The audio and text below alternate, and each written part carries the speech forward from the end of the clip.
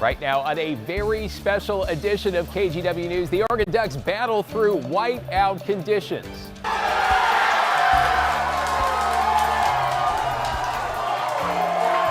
Oh yes, team coverage of the OT photo finish that is one for the football history books. But first, breaking tonight. We do not need and we do not want federal troops here in Oregon. A show of force from Oregon's leaders after the president says he is sending in the military. I communicated that to the president directly. Oregon is our home. It is not a military target. Any deployment would be an abuse of power and a misuse of federal troops. Take a look around us. Military intervention is not wanted, it is not needed, it is not lawful. Frankly, it belittles and demeans the real pain, death, and destruction that is happening in war zones around the country that the president should be paying attention to.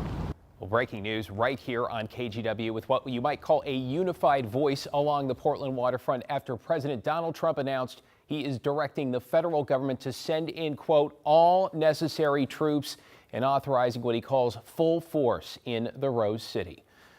Thanks for joining us. I'm David Mulco. In the post, which seemed to take Pentagon officials by surprise, the president called Portland, quote, war-ravaged, and says troops are needed to protect the city, particularly at ICE and federal facilities. Corey Johnson heard from Oregon leaders at all levels who are largely calling for calm and pushing back.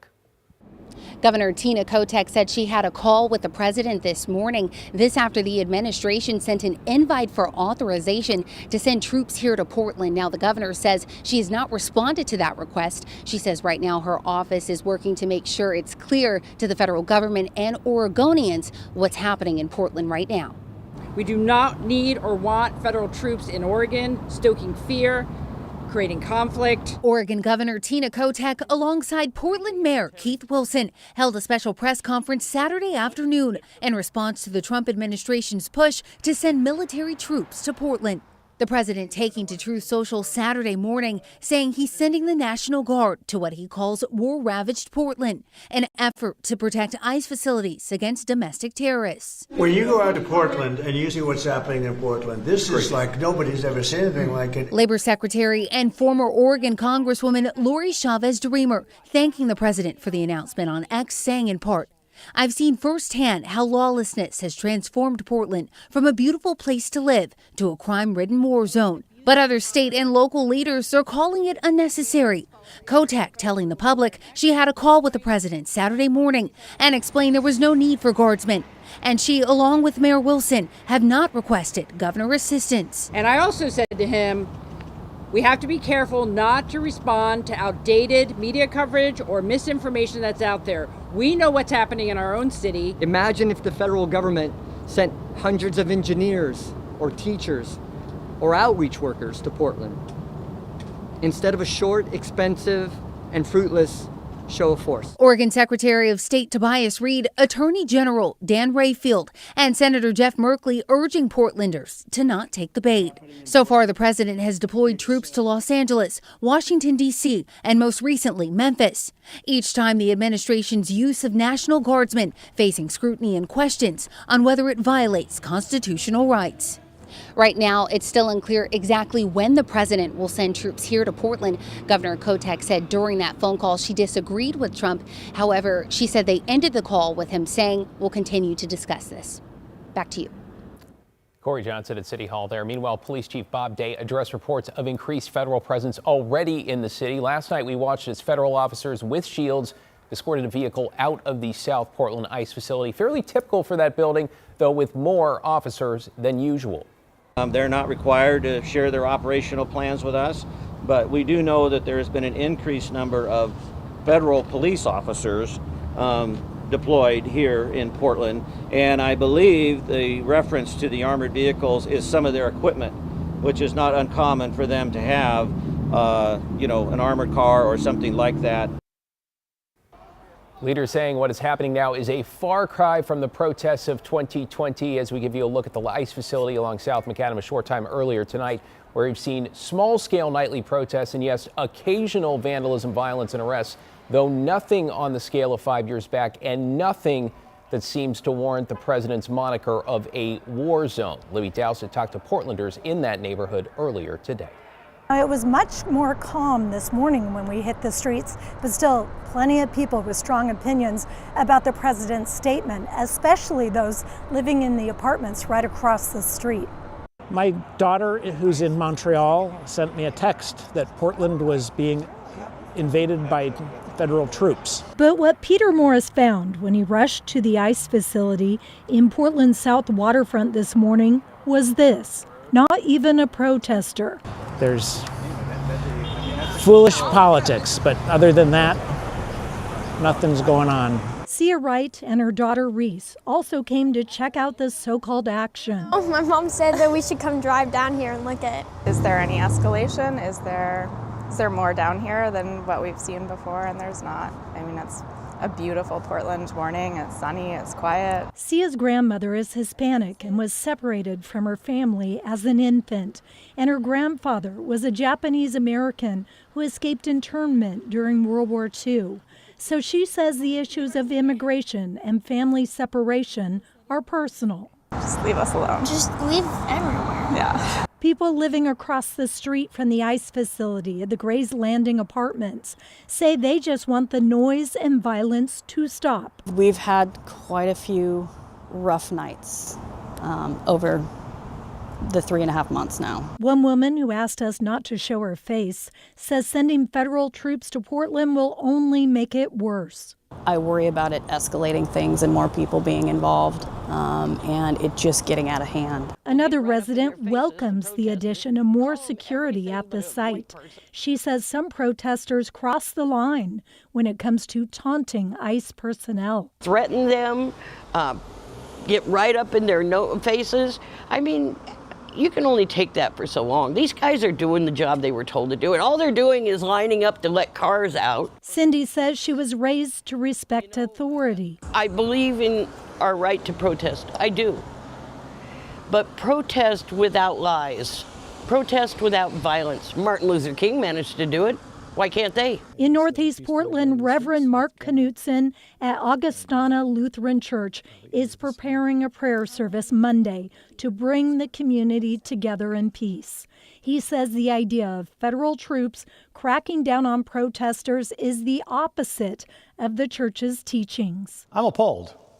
Look at Portland this morning. Peaceful. People are going, they're taking their kids to the park. Other people are afraid to go to the park right now. We have members from 23 different countries. They are fearful. He says he also feels for troops forced to patrol their own cities, but he believes we all must stand up for what is right. I feel for people who live close to there, of course. That's got to be hard to have things going on, but it's not because of the people who are coming, it's because of what's there and what that symbolizes. And it symbolizes the worst of this country. Libby Dowsett there. If you'd like to hear more from local and community leaders as questions swirl over where, when, and how many troops the president plans to send, all at this point unanswered, we have made it easy. Just text the word response to 503-226-5088 and we will text you back with a link to the very latest. Okay, let us get to that big matchup now with a downright hostile environment. We're looking at you, whiteout, in one of the best settings in all of college football. The Oregon Ducks in the den of the Penn State Nittany Lions. We have live TV coverage of the Ducks' unbelievable OT victory tonight. John Adams celebrating with fans in Southeast Portland. But first to Art Edwards. And Art, I mean, what a way to come out on top. Well, I tell you what, this was some game. It was a battle in this ball game. Whiteout conditions at Beaver Stadium, the fans, they were fired up the entire game. The Ducks defense dominant in the first half of this one. Penn State managed just 69 yards in offense and just 24 on the ground in the first half. First half ended tied at 3. Now the Ducks offense began to turn it up in the third quarter. True freshman De'Air Hill, he ignited the running attack. He had over 80 yards rushing for the game and led the Ducks in rushing. Hill cashed in a few plays later on a short pass from Dante Moore. So it was touchdown Oregon, first touchdown of the game. Hill's first career TD reception, Oregon up 10-3. And then the offense just kept on moving. Oregon went up 17-3 on an 8-yard touchdown run by the other true freshman on the team, Jordan Davison. Ducks looked like they were in control of the ball game.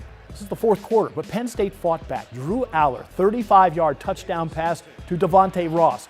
That pulled the Nittany Lions to within a touchdown. Still, Oregon looked like they might have been in control. Penn State got the ball back, drove down, scored with 31 seconds left in regulation to tie the game. So we go on to overtime. Both teams scored in the first overtime. The second overtime, Dante Moore, great play here. He finds Gary Bryant for the score in the second overtime. Oregon up 30-24. Now they had to go for two, but they failed.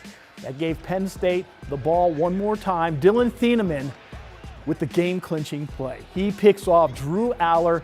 The Ducks win it 30-24, and that set off a wild celebration by the Oregon players. What a sensational ball game. I mean, win or lose, it's the kind of game fans love. Art, really appreciate it. Thanks so much.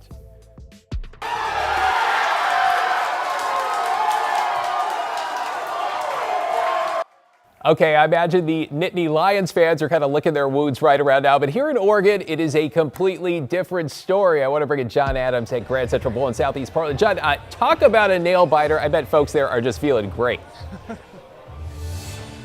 David, absolutely incredible night here. The atmosphere was unreal with a couple tense moments mixed in, but of course jubilation when the Ducks eventually prevailed tonight in overtime.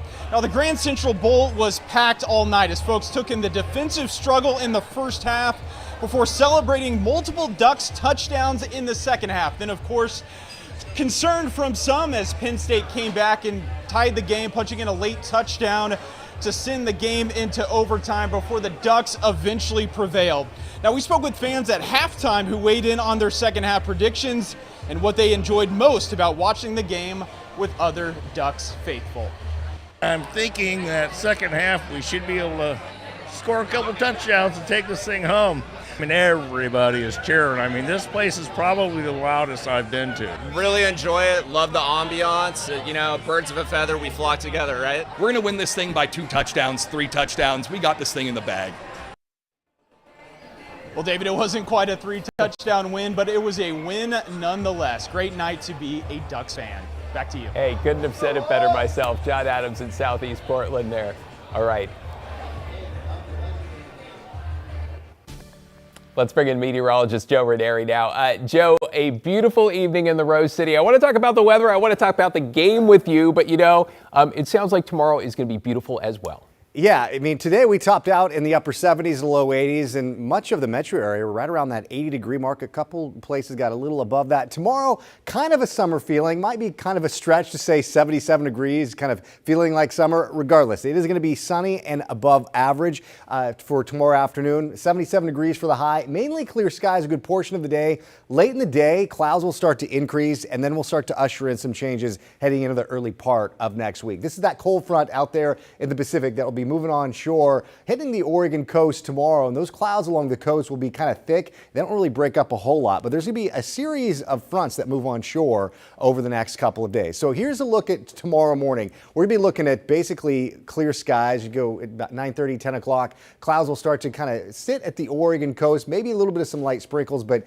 this is that real rainmaker that arrives heading into a Monday morning, and some of those showers will be pushed into the metro area by the early part of the afternoon, and then we dry out a little bit Monday night into Tuesday, but there'll be another system that moves in heading into Tuesday, so get ready for a much familiar scene in terms of wet weather and some cooler conditions. I'll talk more about that in just a few minutes. Joe, before we let you go, because I mean, we just got to put sort of a bow on this. How are you feeling? The whole newsroom was gathered around the monitors in overtime, just watching this game play out. How'd you feel in that second OT period when they just pulled it out at the end there? I had a feeling the Ducks were going to do that. Everybody watching like, Joe, shut up. You're a Beaver fan. You did not feel that way. I did have a feeling, but it's fun getting the newsroom together to watch a game like that. So that was exciting. Just on the edge there. You know what? I'm so glad they pulled it out. What a game. Great to watch it together. We'll see you in a few here. Okay.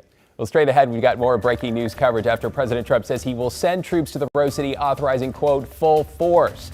And we're also going to check in on the rest of your day's headlines, including a fight between Portland police officers and a suspect at a local park. We'll tell you about that. Stay with us.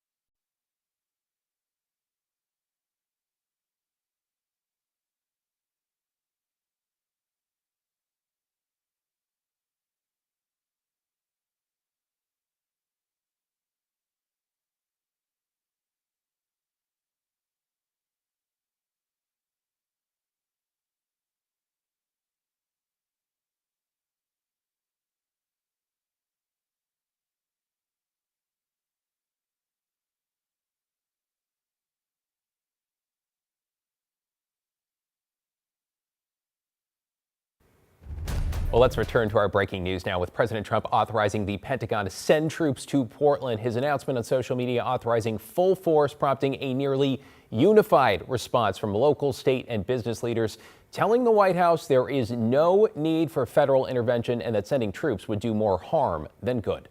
We are working to tackle our biggest challenges together. We don't always agree, but we do agree that we love this city and it does not need federal troops. Business perspective is that this is not good for our economy. At this point, we're working to get clarity on the where, when, and how many troops the federal government plans to send. By the way, since the federal government surged agents in during the 2020 protests, we have seen security upgrades at the federal courthouse downtown, and government contracts show the feds are in the middle of a $4 million project to upgrade security at the local ICE facility, the one on the south waterfront we keep talking about, right? The work began in 2022. It includes stronger perimeter fencing, new gates, reinforced security glass, and more flood lighting. In June, federal records show the government paid $220,000 to board up the facility's windows, which then caused the city to issue the building a land use violation. The city saying ICE did not get proper permits or approval to board up said windows. Stay with KGW for continuing coverage of this breaking news. Tonight on KGW News at 11, we'll also have updates as they come in on KGW.com, on our mobile app. Great to download that, and our free TV streaming app. It is KGW Plus. Okay, other headlines now. New tonight, Portland police are searching for the suspect or suspects behind a deadly shooting. Officers were called just before 3:45 this morning to Southeast 130th Avenue. That's in the Palhurst-Gilbert neighborhood. That is where they found a man's body. Anyone with information is asked to contact Portland police. Meanwhile, in Tigard, police have arrested a man who allegedly shot another customer at a restaurant. Authorities say this was just after noon at Sanchez Taqueria on 99W. Police found the suspect nearby. The victim was taken to the hospital and is expected to recover.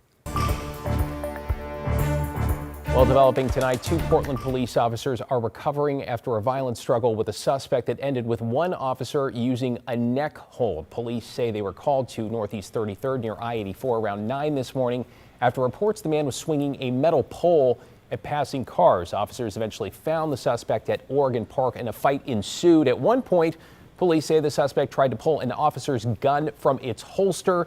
That's when one officer used a neck hold to subdue him. The suspect was taken to the hospital as a precaution. Both officers were also hospitalized, one with a hand injury, the other with a head injury. Even though no shots were fired and the suspect survived, this is now being treated as a deadly use of force investigation. That is because under PPB policy, anytime an officer uses physical force that puts pressure on someone's neck, even if that person does not lose consciousness, it is considered deadly force, which means homicide detectives have been called in to investigate. The officer who used the neck hold is now on paid administrative leave, which is standard procedure. We'll keep you posted on that.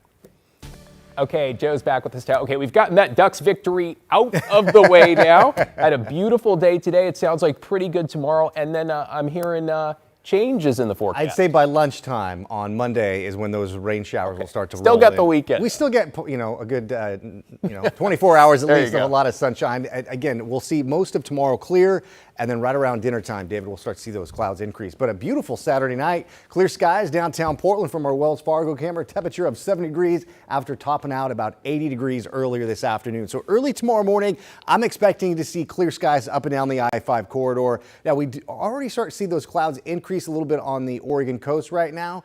But again, those clouds are going to be pretty much just staying there heading into much of tomorrow with a few spotty sprinkles here and there, but you're not going to be seeing any measurable amount of rain. So the weather headlines, it's going to be a nice Sunday. Afternoon clouds roll in. Monday, showers return by the later part of the morning into the afternoon, and a stronger system arrives Tuesday.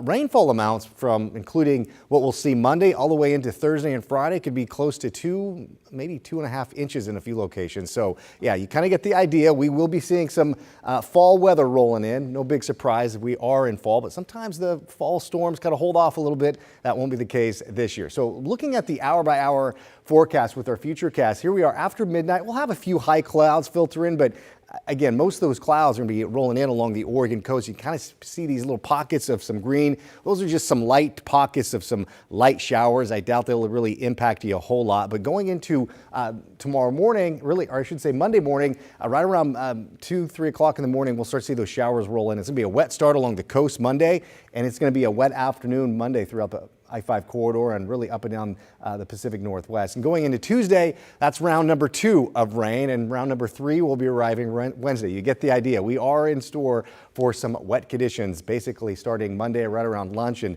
sticking around heading into the middle part of the week and into Thursday as well. Here's a live look now from our Vancouver camera from the Springs at the waterfront. 68 degrees over in Southwest Washington, and we saw temperatures topping out well above average by nearly almost 10 degrees, 80 degrees in Hillsborough.